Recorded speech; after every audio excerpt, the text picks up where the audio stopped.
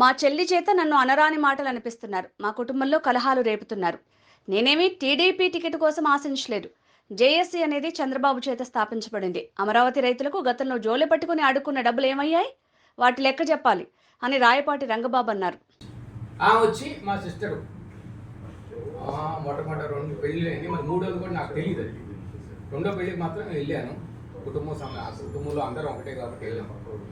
మా రోజు మా డాక్టర్ శ్రీనివాస్ గారి దగ్గరికి వెళ్ళారంట. వెళ్ళి మరి ఏం చెప్పారు తెలియదు. ఏం చెప్పినా నా గురించి చెప్పుకోమని.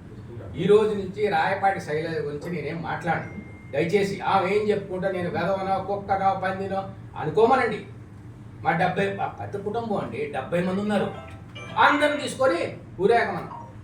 నేనేమన్నా ఈ కుటుంబం నాతో ఉందని చెప్పాను. మీరందరూ మీడియా సాక్షి. మొన్న ఏమన్నాను? నేను ఒక్కడనే అన్నా లేదు చెప్పండి.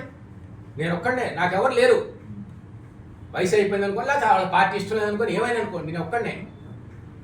మా చిన్న చెప్పాను, ఆయన చెప్పలేదు అన్నాడు. నేను నో కామెంట్. ఇప్పుడు ఆమె మాట్లాడిందని నేను మాట్లాడతా, రేపు ఆమె మాట్లాడుతుంది, మళ్ళీ నేను మాట్లాడాలి. అంటే ఒక సీరియల్ రన్ అయింది. ఒక కుటుంబం గురించి సీరియల్ రన్ చేయాలని చంద్రబాబు నాయుడు పైనుంచి కూర్చొని ఆహాహాహా అన్నాడు. మీరు అడిగిన దానికి చెప్పయ్యా అన్న. నేను టికెట్ ఆశించాను అమ్మాయి చెప్పింది. నేను టికెట్ ఆశించలా, నేను వద్దనుకొని కూర్చున్నా, ఇంట్లోనే కూర్చున్నా. పార్టీ గడప తక్కలేదు. ఆ యోగాలోకి నేను ఒక్క రోజు వెళ్ళా, పరామర్శంగా వెళ్ళలేదు. నేనంత కమిట్మెంట్గా ఉన్నా. మా నాన్నగారు చూసి ఆయన పెద్దలను గౌరవించాలి. మనం వద్దు అన్నాం. నువ్వేం చేస్తున్నావు? జేఏసీలో యాక్టివ్గా పార్టిసిపేట్ చేసే డబ్బులు ఏం చేసావు? నాకు చెప్పక్కర్లా. నేను ఒక సంచలన వార్త చెప్తున్నా. జేఏసీ చంద్రబాబు నాయుడు గారి చేత స్థాపించబడినది. ఆయన డోలుతోటి డబ్బులు తీసుకొని కానీ ఎంతమంది పాపం నిజంగా దారి పొడుగుతా వాళ్ళకి భోజనాలు అన్నీ చేశారు. వీళ్ళకి ఎక్కడ డబ్బులు వచ్చినాయి? నువ్వు పుస్తకాలు రాశావా? పలానా వ్యక్తి ఇంత ఇచ్చారు, పలానా వ్యక్తి ఇంత బంగారం ఇచ్చారు రాశావా? చూపించు, మీడియాలో చూపించు. నీ నిజాయితీ చూపించుకో. బాబు గారు ఎంత వాటా, లోకేష్ ఎంత వాటా. నీకు అంత ఇష్టం ఉంటే పోయి అక్కడే ఉండు. నువ్వు వస్తే ఇక్కడ లేవు, ఇక్కడ అక్కడే ఉండు. కానీ ఖబర్దార్, నువ్వు ఇదే నన్ను ఏమని తిట్టు. అమ్మా, మనందరం ఒకే బ్లడ్ రిలేషన్, ఏమని తిట్టు, నో ప్రాబ్లం. నేను చేసే ప్రవర్తన బాగాలేదంట. నేను ఉన్నట్టు అడుగుతున్నా. సమాధానం చెప్పాల్సి వాళ్ళు. నువ్వేంది సమాధానం చెప్పాల్సి వాళ్ళు. అసలు నీకేం ఇంట్రెస్ట్? నా ప్రవర్తన బాగాలేదు అంతే కదండి. ఏమన్నాడు? మీరు ఆమె ఏముందో నాకు తెలియదు. మీరు ఆమె ఏముందో అందరు కలిసి ఒకసారి అడగండి. ఇంక ఈ రోజుతోటి నేను రాయపాటి శైలజ గురించి నేను మాట్లాడను.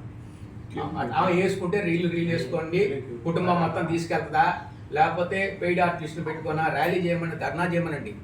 ఈ ఊర్లో గొడ్డుపోయిందా తెలుగుదేశం పార్టీ? లేదా ఆమె పక్కన తిరగమనండి. ఇంకా మనగాడు ఎవరు లేరా జిల్లాలో?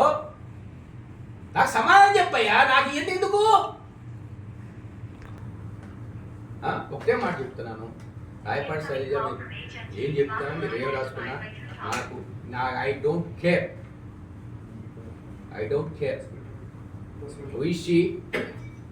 ఇంటి పేరేంటి? 3 సార్లు మారిన ఇంటి పేరు. ఇప్పుడు అసలు ఇంటి పేరేంటి? ఇంకా రాయపాటితో కంటిన్యూ అవుతుందా? పుట్టింటి పేరుతో కంటిన్యూ అవుతుందా? ఇప్పుడు ఆ ముగ్గురులో ఏ సెలెక్ట్ చేసుకుంది? 3 ఇంటి పేర్లలో చెప్పమనమ్మా. ఇది నాక ప్రతి మనిషికి వచ్చే డౌట్ ఇది.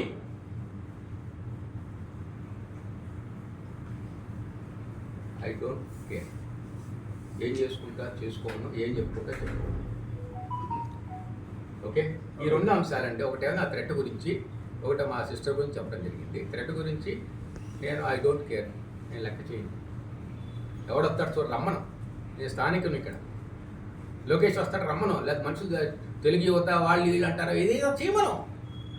నేను ఆల్రెడీ పేర్లు కూడా మెన్షన్ చేసి ఎవరేం చేస్తున్నారో కూడా పేర్లు మెన్షన్ చేసి లెటర్ ఇచ్చాను. మీరు కావాలని ఫోటో తీసుకోండి, కంప్లైంట్ ఫార్వర్డ్ చేశాను.